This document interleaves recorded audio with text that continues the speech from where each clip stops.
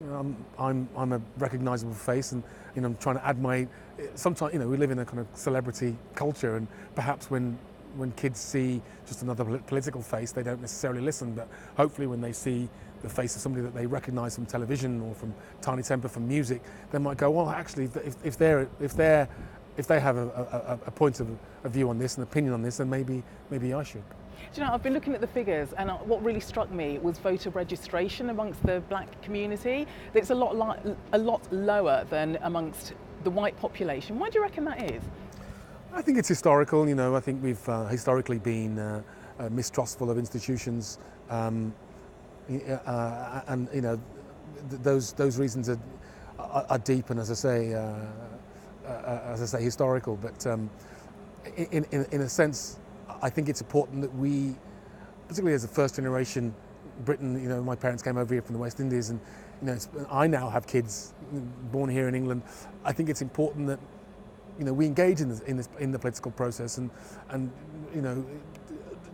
we do try and change them, do try and change the makeup of them, the look of them, and the voice of our institutions by joining and getting involved in that democratic system. Now, you've been tremendously successful abroad. To get your voice heard, you needed to go to America, didn't you? Do you think that's got anything to do with the fact that our voice isn't heard here politically and therefore not heard socially and economically? What do you reckon to that?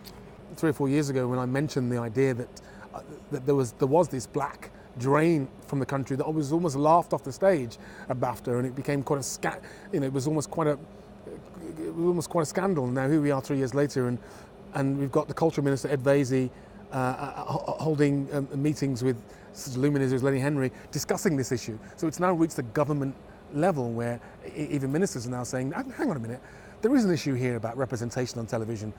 So we've affected the change there. We've actually, just by speaking about this, we've affected change. And I think that will happen in the political system as well. If we register to vote, if we engage in the political process, it can only benefit us to have a voice. So do you think there's a real problem with diversity and political representation in this country? Well, there really aren't that many people of colour in the political system, as Diane Abbott once said, and said earlier on today. When she first became a member of Parliament, I think she must have been one of the only members of Parliament that was from a black or mixed ethnicity background. That's changing now. We now have great MP Chuck Ramuna, who is my local MP. He's articulate, wonderfully articulate, and I do get excited when he comes on television. I say, oh man, he looks like me. He speaks for me. He seems to, I get excited when I see him, because I think things are changing, and if that were to happen, imagine that tenfold. You turn your TV on and you do see, the shadow minister for whatever is a person of colour. I mean, I think that would be hugely exciting, but also hugely beneficial, because perhaps we may feel more represented. But do you have to have, a person of colour in those positions? I mean, are you saying that a white person can't empathise and understand what issues are? I'm not saying they can't empathise, but what I'm saying is, let me just give you an example. I say when I go to America, many times when I go to America, and you turn your television on, you do see, the sports presenters, financial experts, captains of industry, black people right through adverts, driving the new BMW, driving a new Audi, driving the new Mercedes, and it becomes the norm. You start thinking, rather than it going, oh look, there's a black person advertising a brand new $60,000 Audi. When you're here, you very rarely see that, and I think that question of representation matters to me personally, because when I'm there, I start to feel like I exist.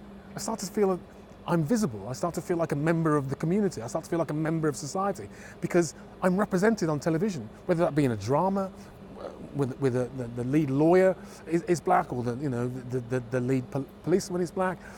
I start to feel like I matter. I start to feel like I'm visibly present in that country.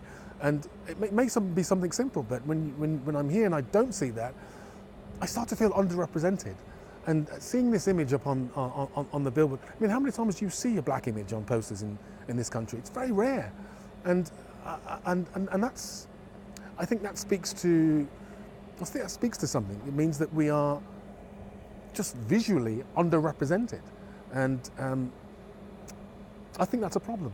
Speaking of that, Greg Dyke, the FA chairman, was saying that perhaps there ought to be a BME candidate when a football manager is being interviewed. Do you think the same should happen when prospective MPs are being interviewed? Well, why not? You know, I mean, we've got to try everything. As I say, in America, they have affirmative action, and that's hugely changed the makeup of executive America and America at a boardroom level. Hugely changed the way that blacks have advanced in America, and we don't have that here.